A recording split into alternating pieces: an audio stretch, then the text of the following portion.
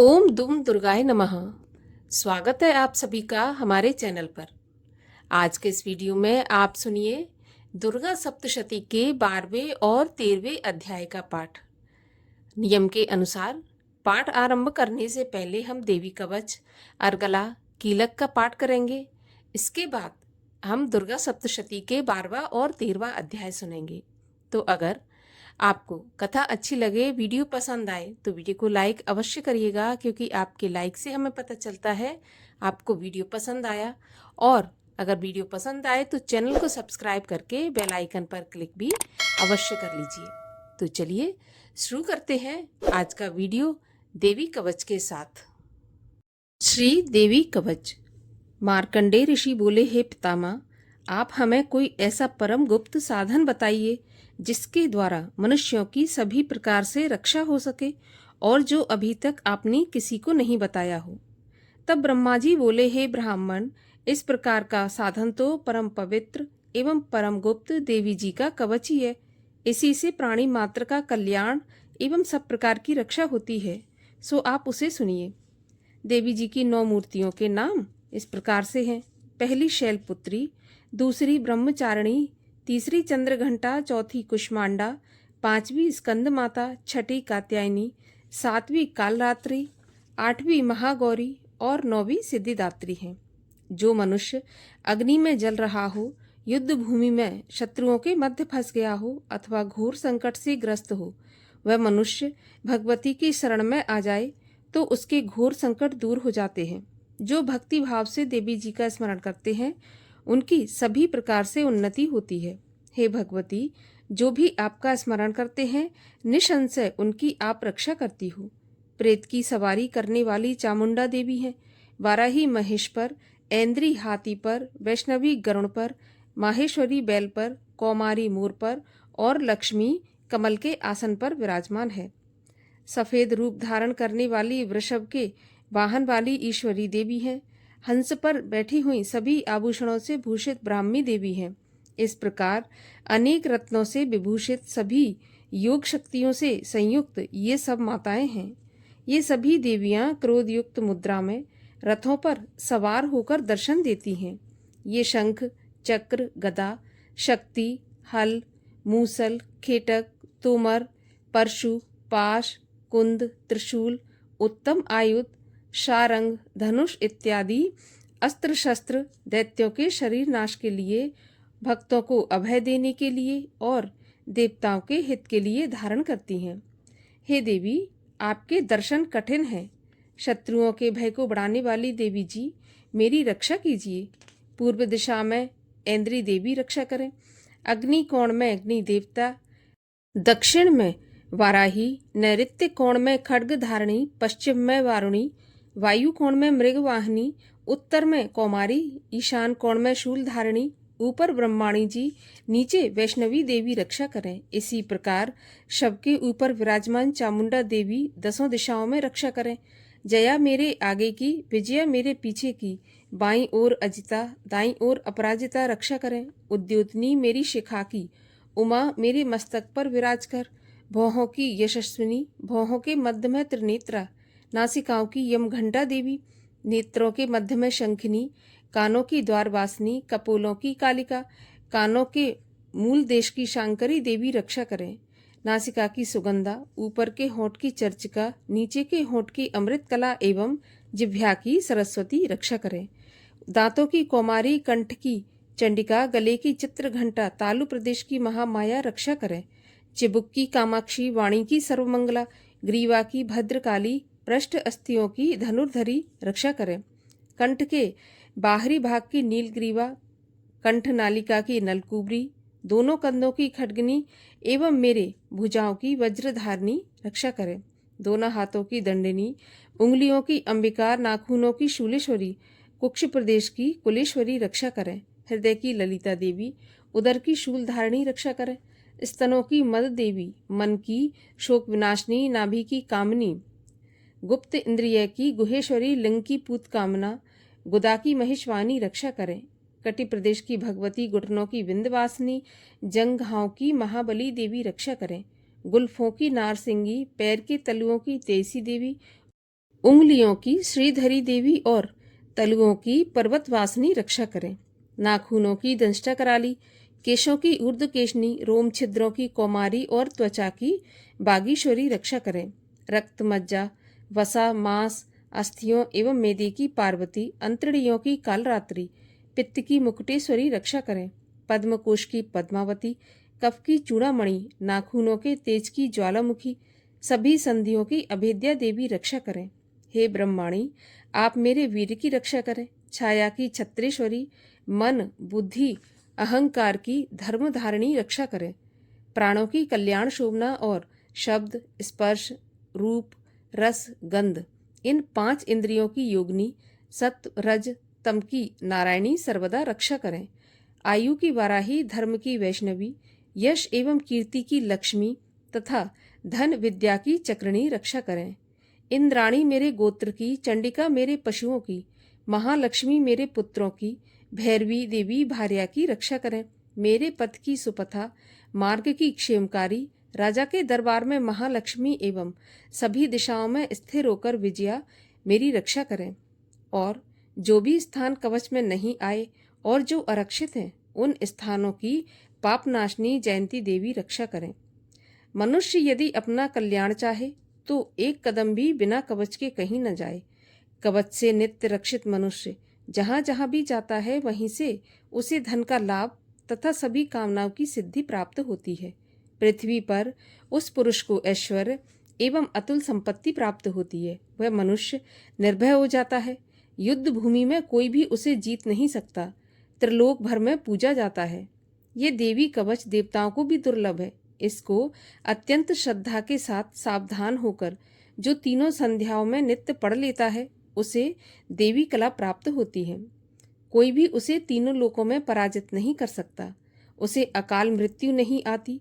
वह 100 वर्ष से भी अधिक आयु पाता है। ये कवच उसका तेज, यश और कीर्ति बढ़ाने वाला है। चंडी पाठ करने वाला पहले कवच का पाठ कर ले। जब तक पर्वत, वन, काननों के साथ ये पृथ्वी टिकी रहती है, तब तक ऐसे पुरुष की संतति होने पर महामाया की कृपा से देव दुर्लभ परम स्थान की प्राप्ति होती है। कवच का पाठ करने वाला सुंदर रूप को पाकर सदा शिव के साथ आनंद पाता है। श्री अर्गला स्तोत्र। श्री मार्कंडेय ऋषि बोले, जयंती, मंगला, काली, भद्रकाली, कपालिनी, दुर्गा, क्षमा, शिवा, धात्री, स्वाहा, स्वधा आदि देवियों को मेरा नमस्कार हो। हे चामुंडे देवी, समस्त प्राणियों के दुख निवारण करने वाली आपकी जय हो। सर्वव्यापक देवी कालरात्रि, आपकी जय हो। मधु तथा कैटभ दैत्यों का दलन करने वाली, ब्रह्मा जी को वरदान देने वाली, आपको नमस्कार हो। हे देवी, आप मुझे सुंदर रूप दो, जय दो, यश दो तथा क्रोध आदि शत्रुओं का नाश करो। महिषासुर का नाश करने वाली, भक्तों की सुखदाता देवी जी को नमस्कार हो।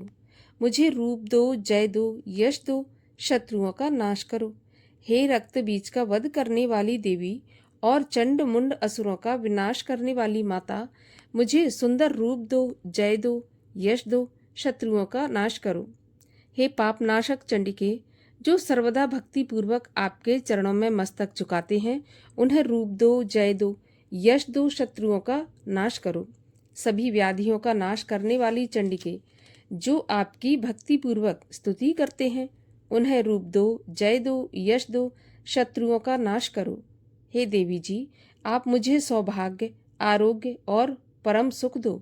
रूप दो, जय दो, शत्रुओं का विध्वंस करो। मेरा कल्याण कीजिए और उत्तम धन संपत्ति दीजिए। रूप दो, जय दो, यश दो, शत्रुओं का नाश करो। हे माता, आपके चरणों पर देवता और दैत्य दोनों ही अपने मुकुट की मणियां घिसते रहते हैं। हे मातेश्वरी, अपने भक्त को विद्यावान, यशवान, लक्ष्मीवान करो। बड़े बड़े अभिमानी दैत्यों के अभिमान चूर्ण करने वाली चंडिके, मैं आपको प्रणाम करता हूँ।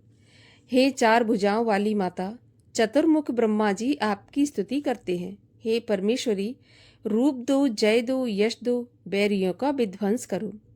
श्री पार्वती के पति महादेव जी से स्तुत्य हे परमेश्वरी, रूप दो, जय दो, यश दो, शत्रुओं का नाश करो। हे देवी, आप तो कठोर भुजदंड रखने वाले दैत्यों का भी घमंड नाश कर देती हो। हे अंबिके, आप अपने भक्तों के लिए अपार आनंद की वृद्धि करती हो। मुझे रूप दो, जय दो, यश दो, शत्रुओं का नाश करो।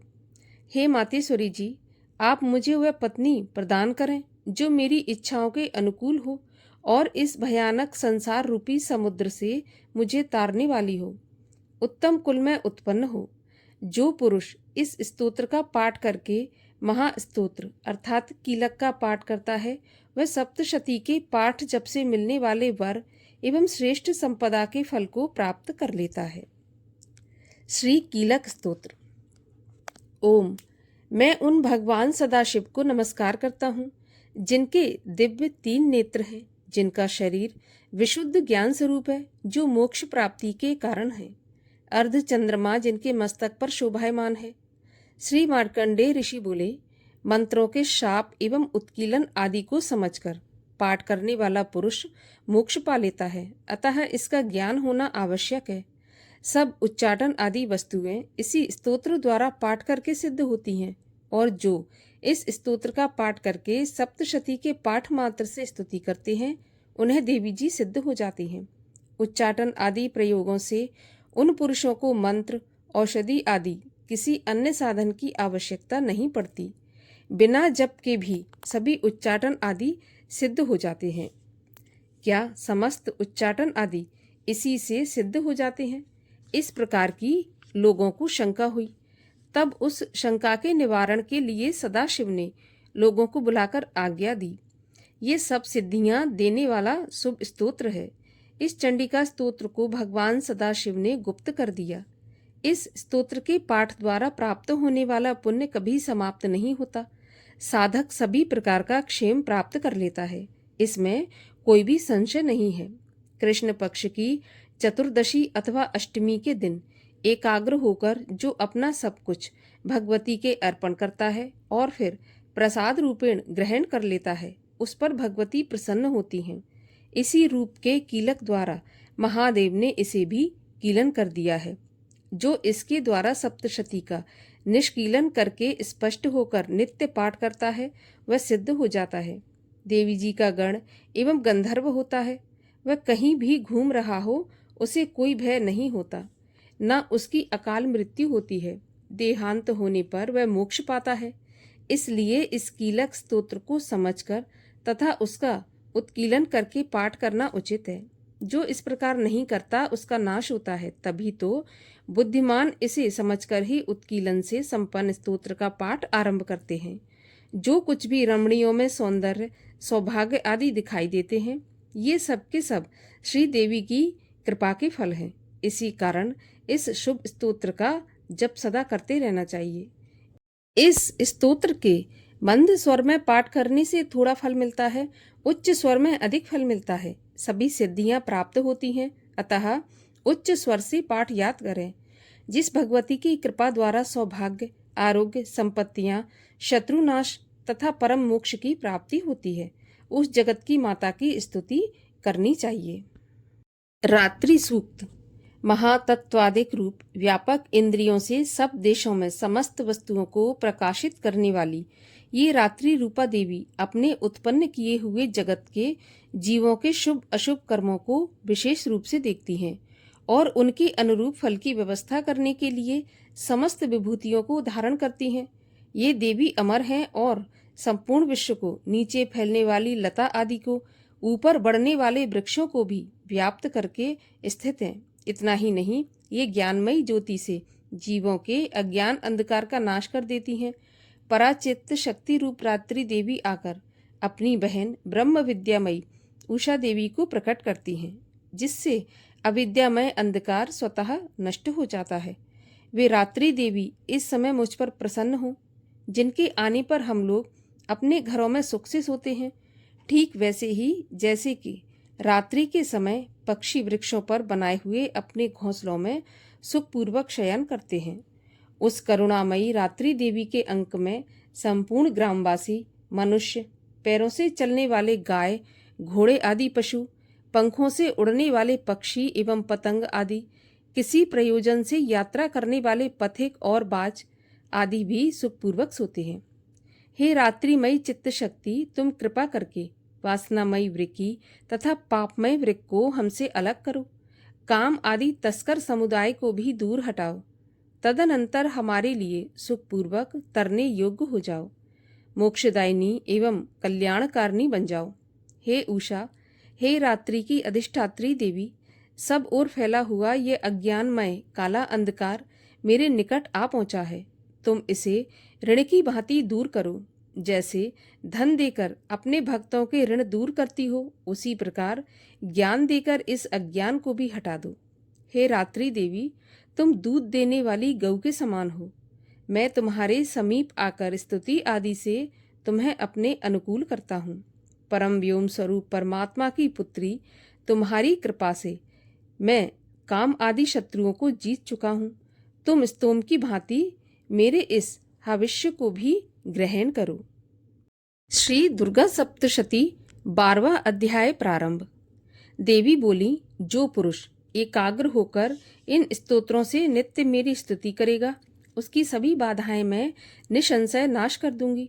और जो मधु कैटभ का नाश, महिषासुर का घात एवं शुंभ निशुंभ इन दोनों के वध आदि का कीर्तन करेंगे, और जो एकाग्र होकर अष्टमी, चतुर्दशी, नवमी तिथियों में भक्ति पूर्वक मेरे इन उत्तम चरित्रों का महात्म्य सुनेंगे, उन्हें किसी प्रकार का अनिष्ट स्पर्श नहीं कर सकेगा। न पापों से उत्पन्न आपत्तियां उन्हें दुखित कर सकेंगी, न दरिद्रता प्राप्त होगी, न प्रिय का वियोग होगा, शत्रु का भय नहीं होगा, लुटेरे तथा राजा से भी कोई भय नहीं आएगा, और न शस्त्रों से, न अग्नि से, न जल राशि से भय कभी भी होगा। इसलिए मेरा महात्म एकाग्र चित्त होकर पढ़ना चाहिए एवं भक्ति से सदा सुनना चाहिए। मेरा चरित्र परम मंगलदायक है। महामारी से उत्पन्न सभी उपद्रवों को तथा तीनों पापों को मेरा महात्म शांत कर देता है। मेरे जिस मंदिर में मेरा ये महात्म पढ़ा जा रहा हो, उस स्थान का मैं कभी त्याग नहीं करती। वहाँ मेरा सदा सन्निधान रहता है। बलिदान, पूजा, अग्निहोत्र एवं महोत्सव में इस मेरे सारे चरित्र का पाठ करें और श्रवण करें। इस प्रकार विधि जानकर अथवा बिना जाने बलि, पूजा, हवन आदि जो कुछ भी करेगा उसे मैं प्रेम पूर्वक ग्रहण कर लूंगी। शरद काल में मेरी वार्षिक महापूजा की जाती है। उस अवसर पर जो मेरे इस महात्म को भक्ति के साथ सुनेगा, उसकी सभी बाधाएं निवृत्त हो जाएंगी और वह धन, धान्य, पुत्र आदि से संयुक्त हो जाएगा। मेरी उस पर कृपा होगी, इसमें संशय नहीं। मेरे इस महात्म को, मेरी उत्पत्ति की पवित्र कथाओं को एवं युद्ध में मेरे पराक्रम को जो मनुष्य सुनेगा, वह सर्वथा निर्भय हो जाएगा। मेरे महात्म सुनने वाले मनुष्यों के शत्रु नष्ट हो जाते हैं, कल्याण प्राप्त होता है और कुल आनंदित रहता है। सभी शांति कर्मों में स्वप्न देखने पर, ग्रहों की दारुण पीड़ा होने पर मेरा महात्म श्रवण करें, उसके सभी उपद्रव शांत हो जाते हैं। ग्रहों की दारुण पीड़ाएं निवृत्त हो जाती हैं। मनुष्य का देखा हुआ बुरा स्वप्न सुख स्वप्न हो जाता है। बाल ग्रहों द्वारा पीड़ित बालकों के लिए यह महात्म शांतिदायक है। मनुष्यों में फूट हो जाने पर यह महात्म मित्रता कराने में परम उत्तम है। सभी दुराचारियों के बल का भली भांति नाश कर देता है। पढ़ने से ही राक्षस, भूत, पिशाच आदि का नाश होता है और मेरा यह सारा महात्म मेरी सन्निधि प्राप्त करा देता है। पुष्प, अर्घ, दीप, धूप, गंध तथा उत्तम दीपों द्वारा मेरे पूजन से, ब्राह्मणों को भोजन कराने से, होम से, प्रतिदिन के अभिषेक से और भी अनेक प्रकार के भोगों पदार्थों के दान से वर्ष भर जो मेरे अर्पण करके आराधना करते हैं, इससे जो मुझे प्रसन्नता होती है, वही प्रसन्नता मेरे इस महात्म के एक बार सुनने से हो जाती है। इसे सुनते ही सभी पाप नष्ट हो जाते हैं, फिर आरोग्य प्राप्त हो जाता है। मेरी उत्पत्तियों का कीर्तन तो सभी भूतों से रक्षा करता है। युद्ध में वर्णित मेरा जो चरित्र दुष्ट दैत्यों के नाश करने वाला है, उसके श्रवण करने पर मनुष्य को बैरियों से किसी प्रकार का भय नहीं रहता। हे देवतागण, तुम लोगों ने जो मेरी स्तुतियां की हैं एवं ब्रह्म ऋषियों ने जो की हैं और ब्रह्मा जी ने जो की हैं, वे सभी मंगलमयी बुद्धि देती हैं। वन में, शून्य स्थान पर अथवा वन की अग्नि से घिर जाने पर शून्य स्थान में डाकुओं से घिर जाने पर, शत्रु द्वारा पकड़े जाने पर अथवा जंगल में शेर, चीता एवं जंगली हाथियों के पीछा करने पर क्रोध में आकर राजा ने वध की आज्ञा दे दी हो, या कैद में पड़ गया हो, अथवा महासमुद्र में जहाज पर बैठ जाने के बाद भारी तूफान आ जाए, उससे जहाज डगमगाने लगे, ऐसे अवसर पर घोर संग्राम में शस्त्रों का प्रहार होने लग जाए, सब प्रकार की बाधाएं पड़ रही हों, किसी महापीड़ा से व्याकुल हों, इस प्रकार की सभी घोर विपत्तियों से इस मेरे चरित्र का स्मरण करने वाला पुरुष छूट जाता है। मेरे प्रभाव से शेर आदि हिंसक पशु, डाकू तथा शत्रु मेरे चरित्र के स्मरण करने वाले पुरुष से सभी दूर भाग जाते हैं। ऋषि बोले, इतना कहकर भयंकर पराक्रम वाली भगवती चंडिका सभी देवताओं के देखते देखते वहां पर अंतर ध्यान हो गईं। वे सभी देवता निर्भय होकर पहले के समान अपने अपने अधिकार प्राप्त करके अपने अपने यज्ञ भागों के भोक्ता हुए। बाकी दैत्यों का हाल सुनिए। जबकि देव शत्रु शुंभ युद्ध में मारा गया, जो इस जगत में विध्वंस पर तुला हुआ था, जो अतुल भयंकर महापराक्रमी था, उसके मारे जाने पर और फिर महापराक्रमी निशुंभ के भी मारे जाने पर बाकी बचे खुचे दैत्य पाताल में भाग गए। हे राजन, इसी प्रकार भगवती जगदम्बिका नित्य स्वरूपा देवी पुनः पुनः प्रकट होकर जगत की रक्षा किया करती हैं। ये देवी जी विश्व का मोहन करती हैं, वही जगत को पैदा करती हैं, उसी के आगे प्रार्थना करने पर संतुष्ट हो जाती हैं, फिर ज्ञान एवं रिद्धि प्रदान करती हैं। हे राजन, उसी ने ही सारे संसार को व्याप्त कर रखा है। महाप्रलय काल में महामारी के स्वरूप से ही यह देवी ब्रह्मांड भर में व्याप्त हो जाती है। वही देवी समय समय में महामारी हो जाती हैं, अजन्मा होते हुए भी यह सृष्टि रूप हो जाती है। वही सनातनी देवी समय समय पर प्राणियों की स्थिति किया करती हैं। मनुष्यों के उन्नति के समय में वही देवी घर में वृद्धिदायिनी लक्ष्मी रूपा हो जाती हैं, फिर अभाव के समय विनाश के लिए अलक्ष्मी अर्थात दरिद्रता भी बन जाती हैं। पुष्प, धूप, गंध आदि सामग्रियों से पूजी हुई, फिर स्तुति करने पर यही देवी धन, पुत्र, धर्म में मति, शुभगति आदि प्रदान करती हैं। 13वां अध्याय। ऋषि बोले, हे राजन, इस प्रकार मैंने देवी जी का उत्तम महात्म तुम्हें कह सुनाया। जिसने इस जगत को धारण कर रखा है, वह देवी इस प्रकार के प्रभाव वाली हैं। वही देवी विद्या उत्पन्न करती हैं। उसी विष्णु की माया ने ही, हे राजन, तुमको इस वैश्य को तथा और भी विवेकवान जनों को मोहित कर रखा है। ये पहले भी मोहित थे, फिर आगे भी मोहित रहेंगे। इसलिए हे महाराज, तुम उसी परमेश्वरी की शरण में जाओ, क्योंकि वही देवी आराधना करने पर मनुष्यों को भोग, स्वर्ण एवं मोक्ष आदि प्रदान करती हैं। मार्कंडेय ऋषि बोले, कौष्टुक जी, इस प्रकार ऋषि की बात सुनकर राजा सुरथ ने उत्तम व्रतधारी महाभाग मेधा ऋषि को प्रणाम किया तथा ममता और राज्य आदि के हरण से दुखी होकर तत्काल ही वह राजा तप करने चला गया। वह वैश्य भी नदी के पास जाकर भगवती के दर्शन के लिए देवी के सूक्त का जप करने लगा, और फिर राजा तथा वैश्य दोनों नदी के समीप मृत्तिका से देवी की मूर्ति बनाकर प्रतिदिन पुष्प, धूप और हवन तर्पण आदि से धीरे धीरे आहार थोड़ा करते हुए निराहार होकर एकाग्रता से देवी जी में मन लगाकर एक चित्त होकर के देवी जी की आराधना करने लगे। उन दोनों ने बलि प्रदान के समय अपने अंगों के रुधिर का प्रोक्षण किया। इसी प्रकार संयम पूर्वक 3 वर्ष पर्यंत आराधना करते रहे। तब तो जगत को धारण करने वाली देवी ने प्रत्यक्ष होकर दर्शन दिया, और तब राजा से चंडिका देवी जी बोली, हे राजन, हे कुलनंदन, तुम दोनों जिस अभिष्ट की प्राप्ति के लिए मेरी प्रार्थना करते रहे हो, वह वर मुझसे मांगो। मैं प्रसन्न हूँ, तुम्हें सब कुछ दूंगी। मार्कंडेय ऋषि बोले, तब राजा ने तो दूसरे जन्म में अक्षय रहने वाला राज्य मांगा, और इस जन्म में शत्रु सेना का बलपूर्वक नाश करके फिर अपने राज्य की प्राप्ति का वरदान मांगा। वैश्य का तो चित्त संसार से खिन्न हो चुका था, इसलिए उस बुद्धिमान ने उस ज्ञान का वरदान मांगा जिसके द्वारा संसार की अहंता, ममतात्मक आसक्ति नष्ट हो जाए। देवी बोली, हे राजन, थोड़े दिनों तक तुम अपना राज्य पालोगे। कठिनता के बिना ही अपने शत्रुओं का नाश करोगे, वहीं पर तुम्हारा राज्य स्थिर हो जाएगा। फिर देहांत होने पर सूर्यदेव के अंश द्वारा जन्म पाकर तुम इस पृथ्वी पर सावर्णिक नाम के मनु होगे। हे श्रेष्ठ वैश्य, तुमने जो उत्तम वर मांगा है, मैं उस वर को देती हूँ। मोक्ष प्राप्ति के लिए तुम्हें उस ज्ञान की प्राप्ति होगी। मार्कंडेय ऋषि बोले, इस प्रकार देवी जी ने उन्हें अभिलाषित वरदान दिए।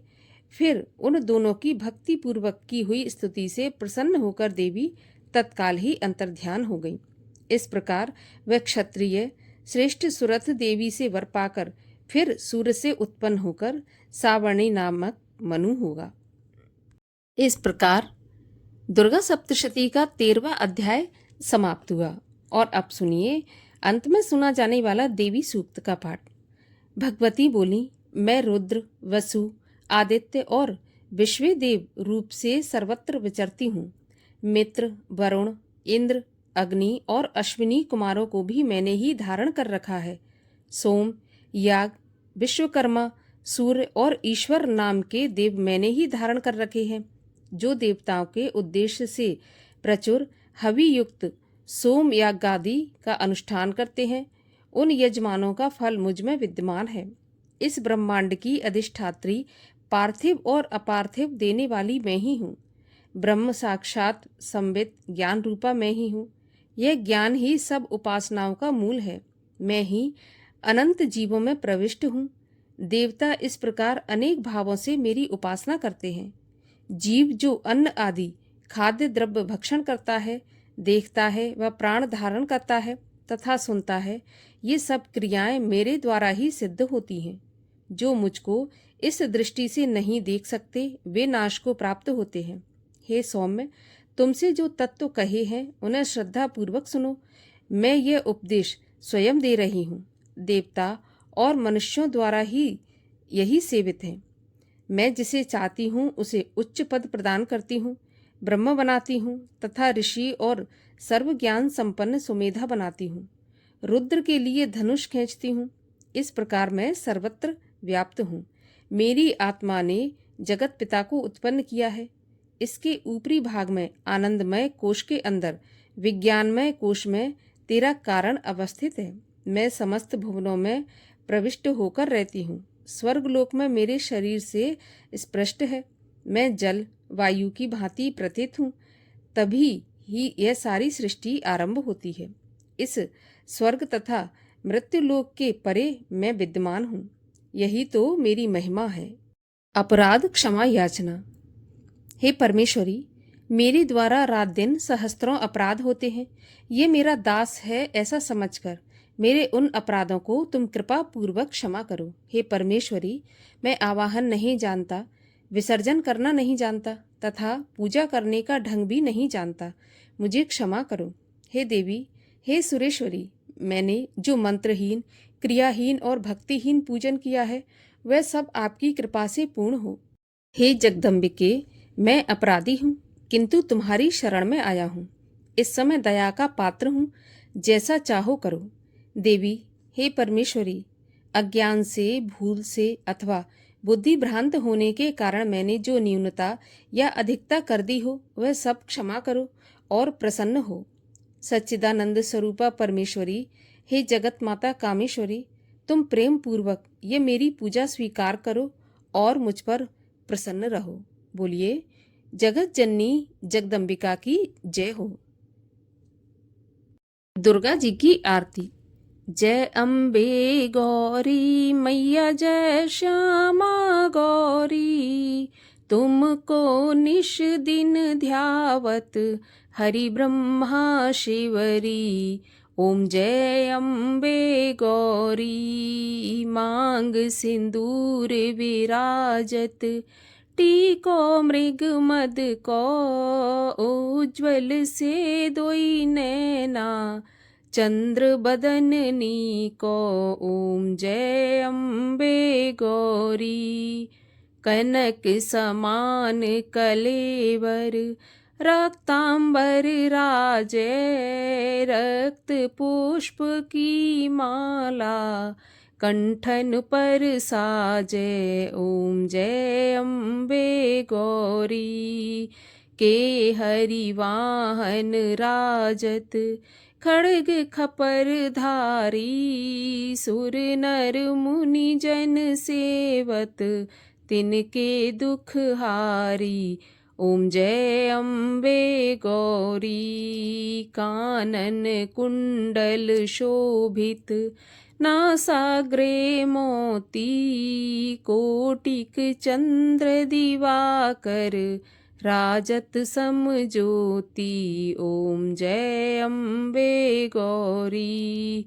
शुंभ निशुंभ बिदारे, महिषासुर घाती। धूम्र विलोचन नैना, निश दिन मदमाती। ओम जय अम्बे गौरी। चंड मुंड संघारे, शोणित बीज हरे। मधु कैटभ दो मारे, सुर भयहीन करे। ओम जय अम्बे गौरी। ब्रह्माणी रुद्राणी, तुम कमला रानी। आगम निगम बखानी, तुम शिव पट रानी।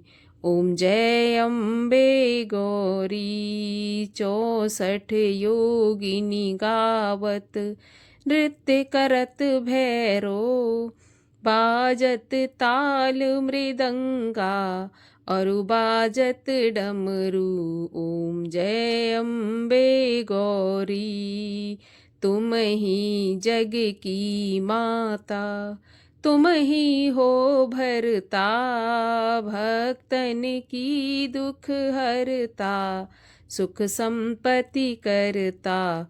ओम जय अम्बे गौरी। भुजा चार अति शोभित, वर मुद्राधारी। मन वांछित फल पावत, सेवत नर नारी। ओम जय अम्बे गौरी। कंचन थाल विराजत, अगर कपूर बाती। श्रीमाल के तुम राजत, कोटि रतन ज्योति। ओम जय अम्बे गौरी।